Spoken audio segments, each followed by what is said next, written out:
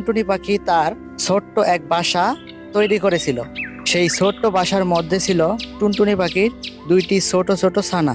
তারা এতই ছোট যে তারা উঠতে পারতো না, চোখ পর্যন্ত মেলতে পারতো না, শুধুমাত্র হা করে চি চি করে ডাকতো তার মাকে। কিন্তু গৃহস্থের একটা পোষা কালো বিড়াল ছিল।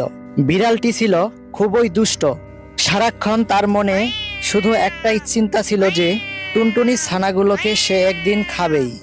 সেই ভেবে একদিন বিড়ালটা বেগুন গাছের তলায় এসে বলল, কি করিস লাটুনি? টুনি মাথা নিচু করে বেগুন গাছের ডালে মাথা ঠেকিয়ে বিনয়ের সঙ্গে বলল, সালাম বিড়াল মহারানী। বিড়ালটা এই সম্মানেই খুব খুশি হয়ে গেল, নাচতে শুরু করলো এবং সেই দিন ফিরে চলে গেল নিজ বাসায়। এরপর থেকে প্রতিদিনই সেই বিড়ালটি আসে আর টুনি তাকে মহারানী বলে সালাম করে।